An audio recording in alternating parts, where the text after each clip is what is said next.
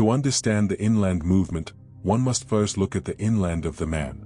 Hudson Taylor did not arrive in China as a hero. He arrived as a finished product of a brutal, self-imposed training regime in the backstreets of Yorkshire.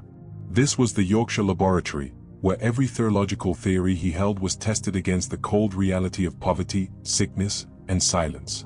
The story begins in 1832, in a small chemist shop in Barnsley. Hudson's father, James Taylor, was a man consumed by a holy frustration. He was a Methodist lay preacher who spent his evenings poring over the travelogues of the few explorers who had touched the coast of China. At the Taylor dining table, the air was thick with the weight of 380 million souls. James Taylor famously cried out, "Why do we not send missionaries to the interior of China?" This question was the primary seed planted in the fertile, albeit sickly, heart of young Hudson. Hudson Taylor was not a product of a missionary conference, he was a product of a covenant home. His father's burden became his birthright. Before he ever saw a Chinese person, he had already inhabited the map of China through the intercession of his parents. At age 17, Hudson was a religious skeptic. He found the dry traditionalism of the local chapel suffocating. On a quiet afternoon in June 1849, bored and looking for entertainment, he picked up a religious tract in his father's library. He decided to read the story part and skip the sermon part. However, as he reached the words "the finished work of Christ," the Holy Spirit performed a surgical strike. He realized that if the work was finished, his only role was to surrender. The double action of the Spirit. At that exact moment, 50 miles away, his mother was in a locked room. She had felt a sudden, supernatural heaviness for her son. She vowed to God, "I will not leave this room until I have the assurance that Hudson is saved." She wrestled for hours until a peace flooded her. When she returned home, Hudson met her at the door to tell her the news. She smiled and said, "I know. You were saved 2 hours ago." Hudson knew that if he went to China, he would be thousands of miles from any reliable communication. He decided he could not go until he knew, with scientific certainty, that he could move men through God by prayer alone. He moved to the drain-side slums of Hull to work as a medical assistant for a Dr. Hardy. This area was a visceral landscape of cholera, open sores, and human desperation. Here, Taylor initiated a threefold stress test on his own life. He asked his employer, Dr. Hardy, never to remind him when his salary was due. He wanted to see if God would remind the doctor. On one occasion, Taylor was down to his last half-crown. A poor man asked him to pray for his dying wife. As Taylor prayed, his own hypocrisy hit him. He was praying for God to help this man while he had money in his pocket. He gave away his last coin. The next morning, before he could even eat, a letter arrived containing a sum of money 4 times what he had given away. He lived in a tiny, unheated room and restricted his diet to brown bread and water. He was deprogramming himself from Western comfort. He believed that luxury is the anesthetic of the missionary. He spent his nights in the back slums, cleaning the sores of beggars. He realized that the closed door of China would not be opened by a sermon, but by a surgeon's knife. He studied medicine with a frantic intensity, viewing every suture and every pill as a potential bridge to a Chinese soul. While assisting in an autopsy of a man who had died of malignant fever, Taylor accidentally pricked his finger. The dead man's blood entered his system. Within hours, Taylor was in a delirious state of sepsis. The lead surgeon told him, "Go home and settle your affairs, you are a dead man." Taylor's response was a defining moment of kingdom logic. He looked at the doctor and said, "I shall not die. I have work to do in China." He spent weeks in a shadowy borderland between life and death. During this time, he realized that the inland would not just require his work, it would require his death. He emerged from the fever with a resurrection body, weak in the natural, but possessed by a supernatural thrust. By 1853, Hudson Taylor was no longer a Yorkshire boy, he was a spiritual special forces operative. He had proven that he could live without money, sleep without a bed, and survive without medicine. He understood a law that the modern Ecclesia often ignores. The intensity of your public impact is determined by the depth of your private preparation. Hull was his wilderness. Barnsley was his upper room. When he finally boarded the ship Dumfries for China, he didn't go to try missions. He went as a man who had already conquered the inland of his own soul. To save the inland, Taylor decides to commit a form of cultural suicide. He undergoes a transformation so radical that it alienates his peers, baffles the British Empire, and establishes the blueprint for incarnational ministry. On September 19, 1853, the 21-year-old Taylor boarded the Dumfries, a small sailing vessel bound for Shanghai. The journey was a 5-month baptism of chaos. The ship was caught in multiple typhoons, nearly shattering on the reefs of the East Indies. While the crew panicked, Taylor remained on deck, lashed to the mast, watching the waves. He was practicing the Yorkshire calm. He wrote in his journal, "The Lord is my pilot, why should I fear the reef?" This voyage was the final stripping. He arrived in Shanghai on March 1, 1854, with no money, no connections, and a country in the middle of the bloody Taiping Rebellion. He stepped off the boat not into a mission field, but into a war zone. Taylor arrived to find a missionary community that lived in a state of gilded isolation. The British missionaries in Shanghai lived in Western-style villas, wore heavy Victorian wool, and were protected by the guns of the British Navy. They preached through translators and viewed the Chinese people as subjects to be civilized into English standards. Taylor saw the Ecclesia of the fortress and rejected it. He realized that as long as he looked like a foreign devil, Yang Gizi, the Chinese would only see a colonizer, not a savior. He wrote, "Our dress and our customs are a wall. We are asking the Chinese to cross a bridge of culture before they can cross the bridge of the cross." In a move that would define his legacy, Taylor sat in a small wooden chair on the banks of the Huangpu River and sent for a local barber. In the 19th century, for a British man to go native was considered a scandalous degradation of the crown. The barber shaved Taylor's forehead entirely, leaving only the hair at the back. Taylor took his remaining sandy brown hair and wove it into a long, black silk braid, the queue. This was the mandatory hairstyle for Chinese citizens under the Qing dynasty. To hide his Western origins, Taylor applied a harsh chemical dye to his hair and used a dark stain on his skin. He donned the wide-sleeved silk robes and cloth shoes of a Chinese scholar. When Taylor returned to the missionary compounds in his new attire, the reaction was vitriolic. His fellow missionaries laughed at him, some accused him of losing his mind. The British consul warned him that by losing his Western dress, he was losing his extraterritoriality, the legal protection that prevented him from being tried by Chinese courts. Taylor's response was a masterclass in kingdom sovereignty. He surrendered his rights as a British citizen to gain access as a citizen of heaven. The moment he changed his clothes, the stare of the Chinese changed. In the interior, he was no longer a threat. He could walk into tea houses, sit on the floor of peasant huts, and sleep in crowded inns without drawing a riot. He had become invisible so that Christ could become visible. Taylor realized that the coastal mentality was a spiritual stronghold. The church was huddled in the 5 treaty ports like a timid animal. He looked at the map and identified 11 provinces, territories as large as European nations, where no witness existed. He developed the pioneer strategy. Leave the comforts of Shanghai and Ningpo. Eat what they eat, wear what they wear, sleep where they sleep. Use his surgical skills as a pre-evangelism tool. Do not build a church, build a movement. He understood that he was not called to civilize China, but to Christize China. This required him to be the first to walk through the closed gates of the interior, carrying nothing but a Bible and a medical kit, disguised as a local scholar. He was the inland scout. In 1858, Taylor was working in the city of Ningpo. It was here that he met Maria Dyer, the daughter of pioneer missionaries. Maria was not a missionary wife in the traditional sense. She was a theological and cultural powerhouse. Born in the East, she spoke fluent Chinese and possessed a spiritual fortitude that rivaled Taylor's own. Their union was a kingdom merger. Maria provided the cultural insight and knowledge that Taylor, despite his dyed hair, still lacked. Together, they turned their home into a living sanctuary. However, this covenant was forged in a furnace of opposition. Maria's guardians viewed Taylor as a shabby, eccentric radical because of his Chinese dress. They eventually bypassed human permission, believing that God's appointment is superior to man's approval. It was in Ningpo that Taylor finalized the CIM manual, the radical operating system of the China Inland Mission. He looked at the existing mission boards and saw a spiritual dependency on the British economy. He decided to sever the mission from the arm of flesh. The 4 pillars of the faith principle. No direct solicitations. The mission would never publish needs or send out fundraising letters.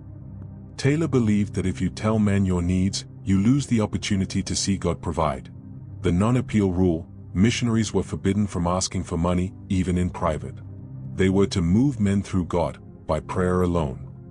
No debt. Taylor viewed debt as a theological trespass. If the money wasn't in the treasury, the cloud wasn't moving. Equality of sacrifice. There were no guaranteed salaries. If the mission received £100, it was divided equally. If they received nothing, they fasted together. The inland was not won with sermons alone, it was bought with the lives of the innocent. The climate of the interior was a biological predator. Between 1858 and 1870, the Taylor family endured a succession of dark nights. The loss of Samuel, their eldest son, died of dysentery. The loss of Noel died within weeks of birth. The loss of Grace, their beloved daughter, died of meningitis. Hudson wrote, "The heartstrings were being pulled, one by one, but the anchor held." Their Ecclesia records note that Taylor didn't pray for the removal of the pain, but for the sanctification of it. He realized that to reach a suffering nation, he had to become a man of sorrows. Every child buried in Chinese soil was a prophetic seed that bound Taylor's heart to the land forever. He was no longer a visitor, he was a grieving father of the soil. In 1865, Taylor returned to England to recruit. He didn't go to the seminaries, he went to the streets. He called for 24 workers, 2 for each of the 11 unreached provinces and 2 for Mongolia. He formed the Lammermuir Party, a group of unqualified laborers who were willing to sail into the unknown with no guarantee of safety or salary. On the voyage, they survived 2 near-fatal typhoons. When the ship finally docked, the crew, hardened, cynical sailors, all converted to Christ because they had seen the Yorkshire calm in the face of certain death. The Lammermuir Party was the inland assault force that proved the faith principle could scale from a single man to a community. The Ningpo Jethsmain reached its climax in 1870. Maria, exhausted by years of labor and the loss of her children, contracted cholera after giving birth to their son, Noel.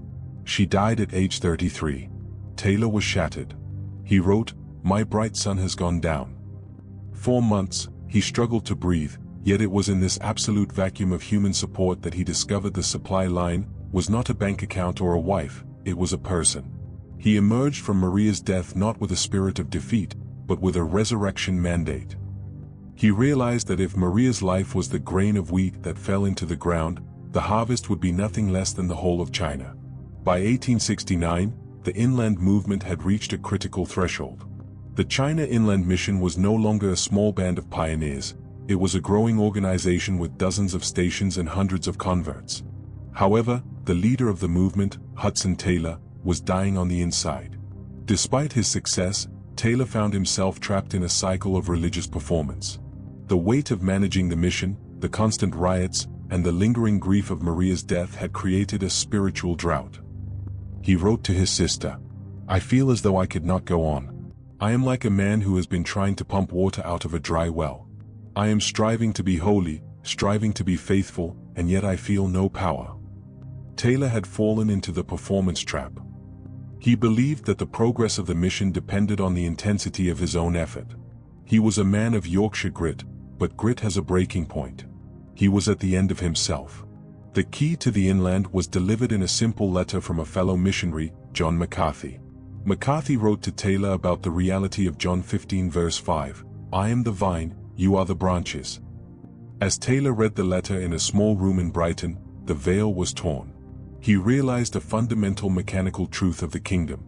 The branch does not try to produce fruit. It does not struggle, pump, or strive. It simply stays attached to the vine, and the life force of the vine flows through it to produce the fruit. The 3 pillars of the exchanged life. The end of striving. Taylor realized he didn't need to become more like Christ, he needed to let Christ live through him.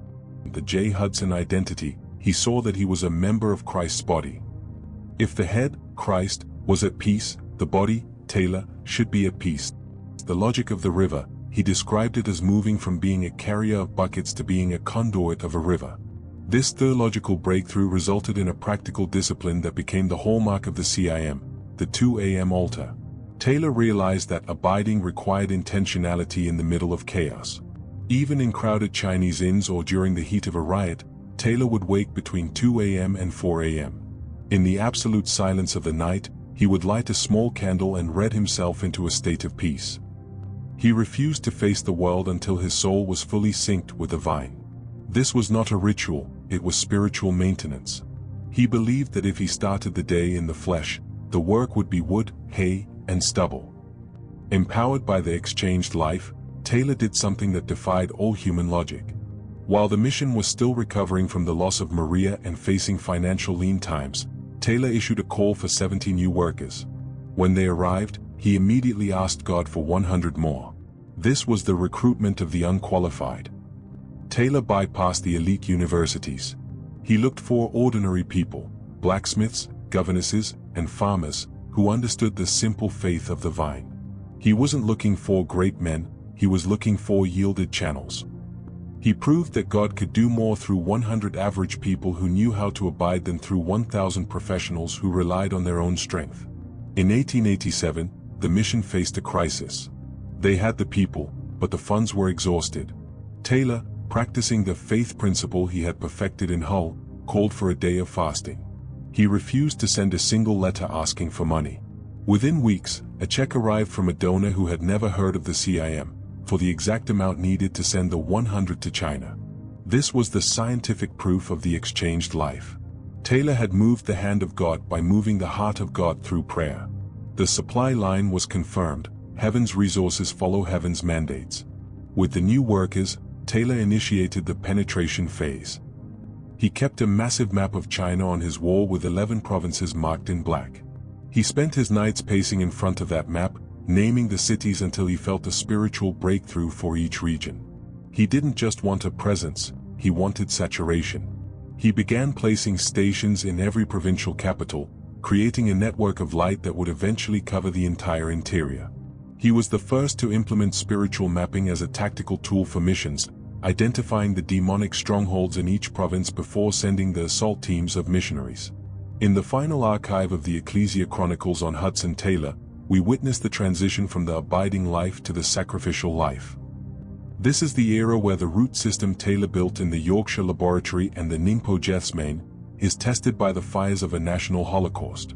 It is the moment where the China Inland Mission, CIM, proves that its strength does not come from the British Crown, but from the Golgotha Mandate. In 1868, Taylor's strategy of becoming Chinese faced its most violent test in the city of Yangzhou. The local gentry, threatened by the foreign devil's influence, spread horrific rumors that the missionaries were kidnappers who used children's eyes to make medicine. A mob of 10,000 descended on the mission house. As the building burned, Taylor and a pregnant Maria were forced to jump from the second-story windows. While the British government demanded military retaliation, Taylor did the unthinkable. He refused to claim compensation. He argued that a gospel enforced by gunboats was a gospel of empire, not of Christ. He chose to lose face to gain the soul of the city. This was the first application of non-indemnity politics. The ultimate trial arrived with the Boxer Uprising. The Society of Righteous and Harmonious Fists, an occult-driven peasant movement, rose up to extinguish the foreigners. Because Taylor's missionaries lived inland among the people rather than in protected coastal compounds, they were the first to fall. The brutality was surgical. In a single day, 45 missionaries and their children were executed. The CIM lost 58 missionaries and 21 children, more than any other mission in history. When the news reached Taylor, who was recovering from a stroke in Switzerland, he did not sink into despair. He wept, but he issued a decree that would change Chinese history. The CIM would not seek a single cent of blood money from the Chinese government. By refusing to take reparations for the loss of lives and property, the CIM shattered the narrative of the Chinese intellectuals. They realized that while the British government wanted their land, the CIM wanted their life. This act of radical forgiveness is what finally cracked the province of Hunan, the notoriously hostile iron province that had vowed no foreigner would ever enter. The province opened because Taylor's missionaries chose to die in its soil without seeking revenge. The Ecclesia records this as the Sermon of the Blood, a message louder than any spoken word. The ultimate proof of Taylor's spiritual engineering came in 1951, when the Communist Party expelled all foreign missionaries. Many predicted the Chinese church would vanish. Instead, because Taylor had insisted on indigenous leadership, the three-self principle, self-governing, self-supporting, self-propagating, the church didn't die, it went subterranean. The modern house church movement, estimated at over 100 million believers, is the direct result of the seed Taylor planted. He didn't build a Western annex, he built a Chinese ecclesia that was already comfortable in the inland and used to faith missions.